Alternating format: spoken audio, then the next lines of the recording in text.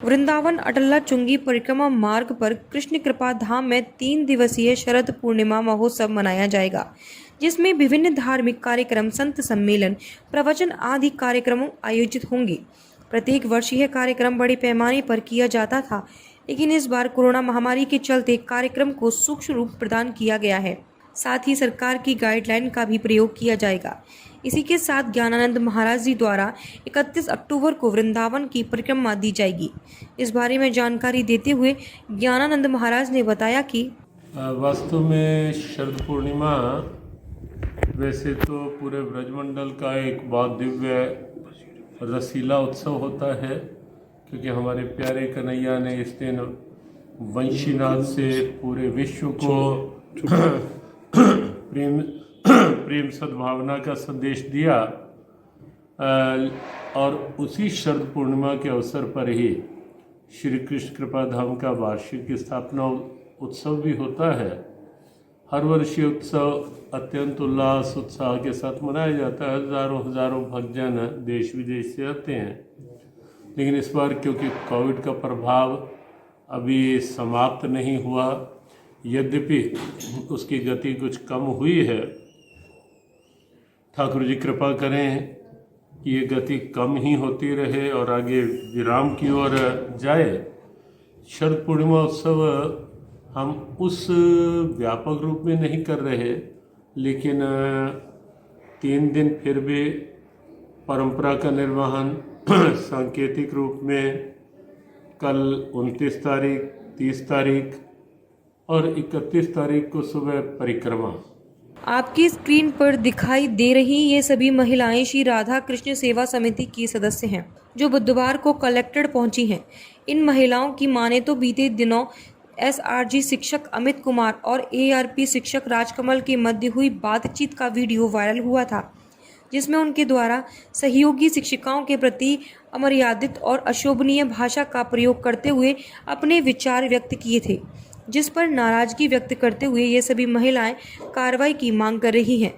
इसी संदर्भ में बुधवार को कलेक्टेड पहुंची इन सभी महिलाओं ने आरोपी शिक्षकों के विरुद्ध कार्रवाई की मांग करते हुए जिलाधिकारी के प्रतिनिधि को अपना ज्ञापन दिया।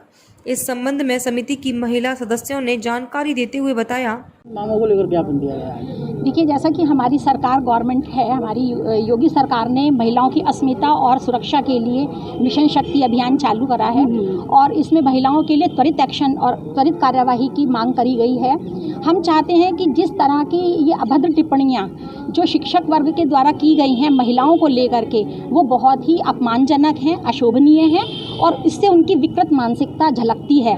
यदि ऐसे शिक्षक शिक्षा प्रणाली में बैठे होंगे तो वो बच्चों को क्या शिक्षा देंगे और उनसे तैयार होने वाले बच्चे किस तरह का भविष्य हमारे देश का तैयार करेंगे। ये एक बहुत बड़ा सोचनीय हमारा जो है विषय है और हम ये चाहते हैं कि ऐसे शिक्षकों को तत्काल हटा देना चाहिए। जो महिलाओं के प्रति कही गई है, इसका हम लोग अधिवक्ता जो महिला समाज है सब इन महिलाओं का साथ दे रहे हैं और एकजुटता के साथ हैं। जब तक इसको तत्काल से निलंबित नहीं किया जाएगा और इसके खिलाफ कोई कड़ी से कड़ी कार्रवाई नहीं की जाएगी, तब तक हम लोग एक साथ रहेंगे और हो सकता है अगर कोई कार्रवाई नहीं हुई तो हम अनशन पे भी बैठ जाएंगे। चोरी और लूट की घटनाएं थमने का नाम नहीं ले रही।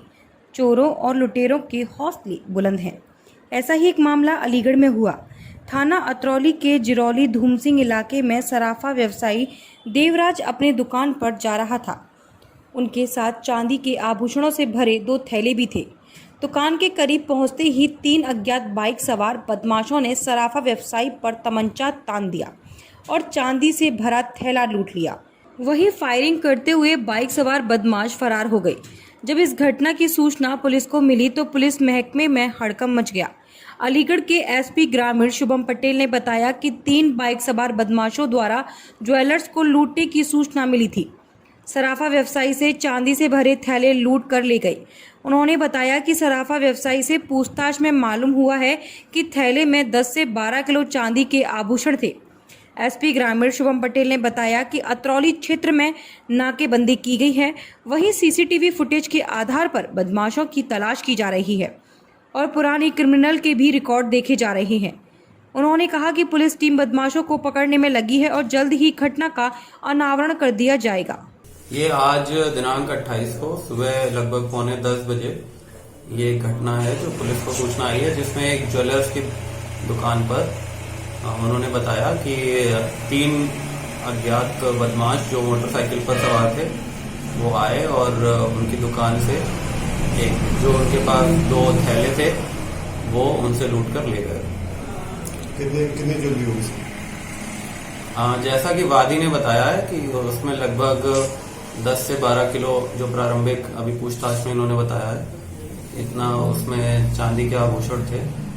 और पुलिस की टीमें चारों तरफ से नाकाबंदी में लगी हुई हैं और हम सीसीटीवी फुटेज वगैरह भी देख रहे हैं और जो इलाके के पुराने क्रिमिनल्स हैं उनके लिए भी प्रयास जारी है, उनकी क्या इस समय की स्थिति है। तो पुलिस अपना कार्य कर रही है और शीघ्र ही इस घटना का अनावरण किया जाएगा। ये सोने चांदी के आभूषण बता रहे हैं सर, क्या सोने की वस्तु नहीं है? ये अभी इन्होंने प्रारंभिक रूप से जो बताया है, अभी इनके द्वारा जब लिखित तहरीर दी जाएगी तो आगे उसके अनुसार आगे कार्रवाई की जाएगी। भाजपा के 2 दिवसीय प्रशिक्षण शिविर का बुधवार को समापन हो गया। इस मौके पर उपस्थित मंडल अध्यक्षों को पार्टी के निर्देश पर दिशा निर्देश दिए गए। वहीं पर मथुरा वृंदावन नगर निगम के महापौर मुकेश आर्यबंधु ने कार्यकर्ताओं को आत्मनिर्भर भारत और भारत सरकार की नीति और रीति का प्रशिक्षण दिया और बताया कि भारत अब किसी दूसरे देश पर निर्भर नहीं है। प्रधानमंत्री नरेंद्र मोदी के परिश्रम और प्रयास से देश आज आत्मनिर्भर भारत के रूप में खड़ा है। उत्तर प्रदेश शासन और जिलाधिकारी के निर्देश पर आज कोरोना को लेकर समाज में व्याप्त उदासीनता को दूर करने को लेकर तथा जन जागरूकता का प्रसार करने के उद्देश्य से ब्रिलियंट पब्लिक स्कूल के छात्र छात्राओं और शिक्षक शिक्षिकाओं द्वारा एक नुक्कड़ नाटक का आयोजन क्वारसी चौराहे पर किया गया। इसके माध्यम से प्रतिभागी छात्र छात्राओं ने लोगों से कोरोना के लिए जारी प्रशासनिक गाइडलाइंस का पालन करने का आह्वान किया। वहीं नुक्कड़ नाटक के द्वारा स्कूली बच्चों ने कोरोना से बचाव हेतु किए जाने वाले कार्यों को जनसमूह के माध्यम रखा। इस नाटक के माध्यम से अपील की गई कि लोगों को कोविड-19 के प्रसार को गंभीरता से लेना चाहिए और मास्क पहनना, साबुन से बार बार हाथ धोना, सैनिटाइजर का प्रयोग करना, शारीरिक दूरी का पालन करना और आरोग्य सेतु ऐप का प्रयोग करना जैसी जरूरी जीवन शैली को अपनाना चाहिए। आज ब्रिलियंट पब्लिक स्कूल के बच्चों ने क्वारसी चौराहे पर कोरोना वायरस से रोकथाम के लिए एक नुक्कड़ नाटक प्रस्तुत किया। इसका मुख्य उद्देश्य था जनजागरण का, लोगों में को ये बताने के लिए कि अभी जंग जारी है, अभी हमको कोरोना वायरस से लड़ना है जब तक कि दवाई हमारे पास ना आ जाए। उसी के तत्वाधान में बच्चों ने ये एक नाटक का प्रस्तुतिकरण किया। ब्रिलियंट पब्लिक स्कूल के शिक्षक ने यहाँ पर जितने भी नागरिकों ने मास्क नहीं लगाया हुआ था उनको मास्क का वितरण किया हमने और उनको मास्क की इम्पोर्टेंस के बारे में बताया कि अगर कोरोना से बचना है तो अब केवल एक ही इलाज हमारे पास बचा है कि हम मास्क लगाएं। सहारनपुर में family of blood donors trust एवं शुभकामना परिवार द्वारा आज चिल्काना रोड स्थित जैन बाग में रक्तदान शिविर का आयोजन किया गया, जिसमें 30 रक्तदाताओं ने निस्वार्थ भाव से अपने रक्त का दान किया। शिविर संयोजक नवनीत जैन ने बताया कि इस कोरोना महामारी का दौर चल रहा है। जनपद में कोरोना के साथ डेंगू के केस भी आ रहे हैं, जिससे लोगों में रक्तदान को लेकर भ्रांति उत्पन्न हो रही है। इसी को लेकर आमजन में रक्तदान जागरूकता के लिए ही कॉलोनियों में रक्तदान शिविर का आयोजन किया गया और रक्त कोषों में रक्त की आपूर्ति को पूर्ण किया जा रहा है। कोऑर्डिनेटर नीरू सिंह व शुभकामना ब्लड कैंप के सदस्य राजेश जैन ने बताया कि हम जनपद में रक्त की कमी नहीं होने देंगे और आज का ये रक्तदान शिविर थैलासीमिया बीमारी से पीड़ित बच्चों को रक्त की कमी ना रहे इसलिए लगाया है। थैलासीमिया एक ऐसी बीमारी है जिसमें बच्चों को हर 15 दिन के अंदर रक्त की जरूरत पड़ती है, इसलिए FBED ट्रस्ट लगातार रक्तदान शिविर का आयोजन कर रहा है। आज जैन बाग में ये हमारा 60वां रक्तदान शिविर का आयोजन शुभकामना परिवार के सहयोग से किया जा रहा है। इस रक्तदान शिविर में अभी हमारे 60-70 यूनिट रक्तदान होने की पूरी उम्मीद है और वह रक्तदान शिविर का आयोजन किया जा रहा है। ये रक्तदान थैलेसीमिया पीड़ित बच्चों के लिए आयोजित किया जा रहा है, क्योंकि कोरोना काल में रक्त का जो संकट है ब्लड बैंकों में आ गया है, जिससे लोग काफ़ी डरे भी हुए हैं, थोड़ा सा ब्लड डोनेशन करने से घबरा रहे हैं। इसलिए हम समय समय पर रक्तदान शिविर का आयोजन करते रहते हैं। थाना सासनी गेट क्षेत्र अंतर्गत जयगंज के सराय मिश्र में देर रात IPL मैच को लेकर दो पक्षों में जमकर विवाद हुआ था। वहीं घटना के बाद मृतक का शव पोस्टमार्टम हाउस में भेज दिया गया और मुआवजे को लेकर मृतक के परिजनों द्वारा शव को सड़क पर रखकर मुआवजे की मांग की जानी थी। वहीं हंगामे होने की आशंका पर भारी संख्या में पुलिस बल के साथ RAS, PSC और जिले के समस्त वरिष्ठ अधिकारी मौके पर पहुंच गए। भारी संख्या में पुलिस की मौजूदगी में मृतक युवक का अंतिम संस्कार किया गया। बातचीत के दौरान SP सिटी अभिषेक झा ने बताया कि मृतक के परिवार की मांगों के अनुसार लगभग सभी मांग स्वीकार कर ली गई हैं। साथ ही पूरी सुरक्षा व्यवस्था के बीच मृतक युवक का अंतिम संस्कार किया गया है। सहारनपुर पंजाब से आए संत शिरोमणि का सहारनपुर पहुंचने पर समाज के लोगों ने जोरदार स्वागत किया। सर्किट हाउस सहारनपुर में देश भर से आई दलित समाज के सक्रिय एवं लब्ध प्रतिष्ठित सामाजिक कार्यकर्ताओं, बुद्धिजीवियों और संगठन प्रमुखों की एक दिवसीय बैठक आयोजित की गई, जिसमें समाज की ऊर्जा को संत निर्मल दास जी महाराज, शिरोमणि गुरु रविदास जी महाराज ने कहा कि ये डॉक्टर अंबेडकर की चीटी विचारधारा और संविधान को सकारात्मक तौर पर लागू करने के कार्यक्रम में दलित समाज की विभिन्न सामाजिक, आर्थिक, राजनीतिक और सांस्कृतिक परेशानियां एवं उनके हक और भावी रूपरेखा पर चर्चा कर समाज से अपील की गई है कि वह एकजुट होकर अपने पैरों पर खड़े होने का प्रयास करें। इस अवसर पर सरकार से अनुसूचित जातियों व अन्य वंचित वर्गों के अधिकारों से संबंधित प्रावधानों को गंभीरता से लागू करने की अपील की।